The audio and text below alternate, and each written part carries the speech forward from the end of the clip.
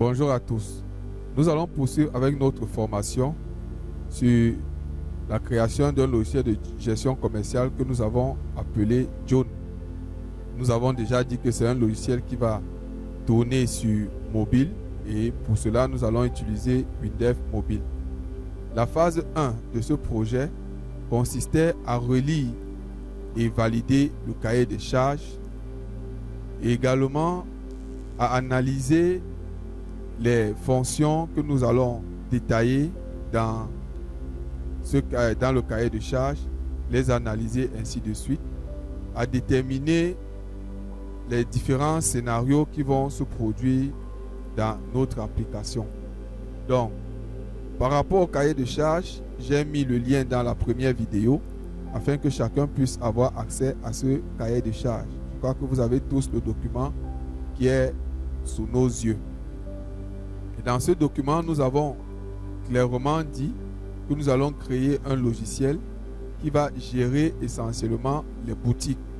Vraiment, ce ne sera pas pour un grand magasin avec tellement de caissiers, de caissières, ainsi de suite, comme un supermarché.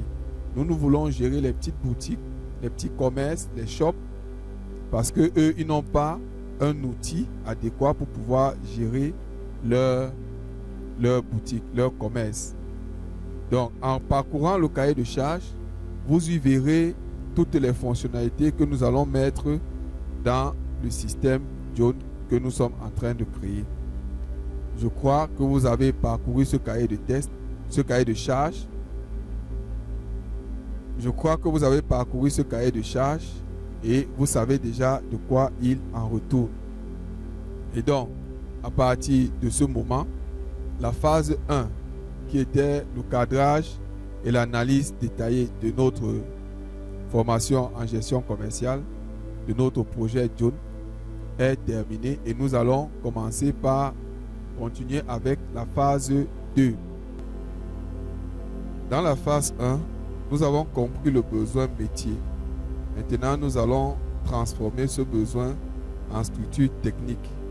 Autrement dit, comment notre application John va fonctionner concrètement.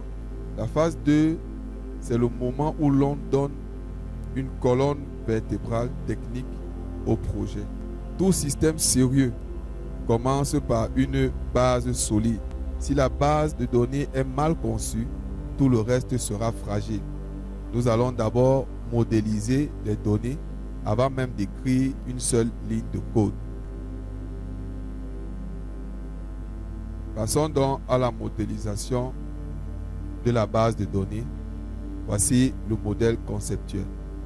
Nous avons structuré les tables en plusieurs groupes. Tables structurelles, propriétés, boutiques, utilisateurs.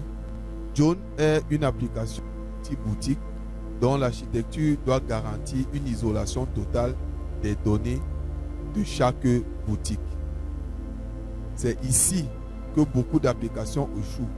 Elles oublient la séparation des données. Le ID boutique est donc obligatoire et il doit apparaître sur toutes les tables qui doivent exister dans notre base de données. Dans le groupe table commerciale, nous avons clients, catégories, articles, vente, ligne de vente, paiement.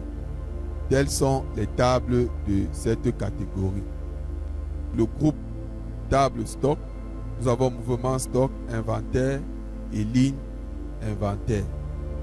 Dans le groupe approvisionnement, nous avons fournisseur, commande, ligne de commande. Et dans le groupe login, nous avons la table log action. Voici la règle d'architecture pour une application multi-boutique.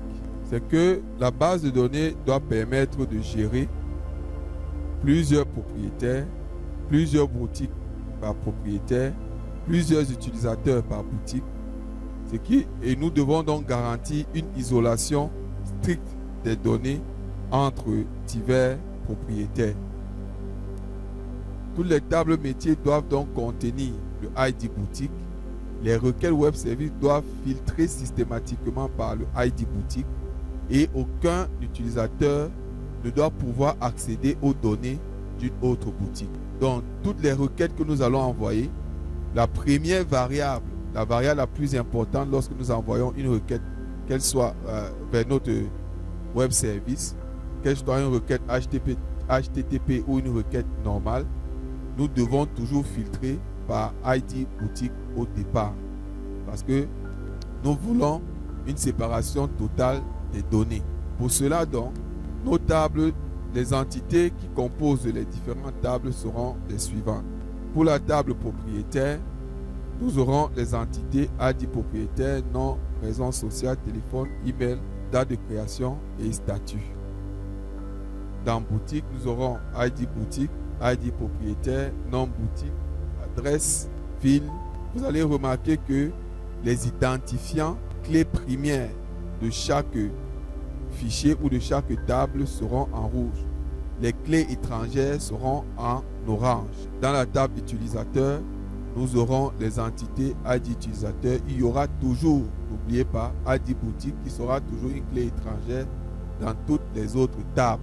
Le client, ID boutique, clé étrangère, le nom du client, le téléphone, son adresse email, son adresse et son plafond de crédit pour permettre à un client d'avoir un plafond de crédit ou de choses qu'il peut commander. Ça, c'est le plafond de crédit de tout client. Lorsqu'il atteint ce plafond, on ne peut plus lui permettre de faire un crédit. Vous remarquerez par là une chose essentielle. Presque toutes les tables contiennent ID boutique. Ce n'est pas un hasard, c'est une règle d'architecture. Cette simple décision technique garantit que chaque boutique ne voit que ses propres données. C'est ce qu'on appelle une architecture multitenant sécurisée. Nous avons la table vente, numéro ID de la vente, date de la montant hors taxe, la TVA, montant toute taxe comprise et le statut. Nous poursuivons avec les tables. En réalité, une vente sans détail ne veut absolument rien dire. C'est pourquoi nous avons la table ligne de vente qui va donc lister toutes les lignes de la vente d'une vente en question. Ce sont les lignes qui donnent le contenu réel de la transaction. C'est ici que se calculent les marges réelles. Toute vente a un impact réel dans le stock. Donc, si la gestion du stock est mal conçue, les chiffres deviennent faux à la longue. C'est pourquoi, pour chaque ligne, pour chaque vente effectuée, il nous faut faire également un mouvement, enregistrer un mouvement dans les stocks. Pour faire les inventaires, nous avons besoin d'un stock théorique et d'un stock physique. Et à partir de là, nous allons calculer les écarts. Notre système va également gérer les fournisseurs et les commandes qu'on adresse aux divers fournisseurs. Sachez donc qu'un système professionnel ne s'arrête pas seulement aux fichiers ou aux tables métiers. Il doit également être traçable. C'est pourquoi nous avons prévu une table log système ou log action qui va permettre de tracer toutes les activités qui seront effectuées dans le système. Voilà toutes les tables avec les diverses entités ou les attributs ou les rubriques que nous aurons dans notre application John.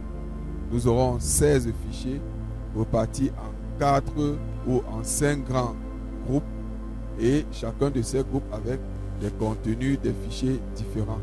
Et vous avez remarqué certainement que chaque fichier a toujours le ID boutique.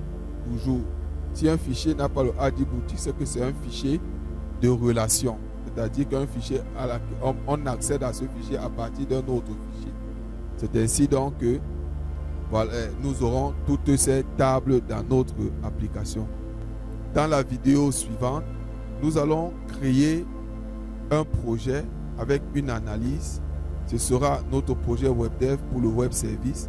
Et dans ce projet, nous allons commencer par créer l'analyse et après l'analyse, nous allons créer tous les fichiers que nous venons d'observer dans cette vidéo-ci. Tous ces fichiers seront créés avec toutes les entités telles que vous avez vues à l'écran. À partir de là, on pourra donc commencer à coder le web service. Si vous voulez participer à cette formation, N'oubliez pas, c'est pour un coût de 50 000 francs pour avoir accès à la phase 3 et la phase 4 où nous allons coder le web service et la partie front-end, la partie mobile pour cette application. Et n'oubliez pas que les 10 premiers vont avoir accès aux dernières vidéos de cette formation. Merci d'avoir suivi cette vidéo.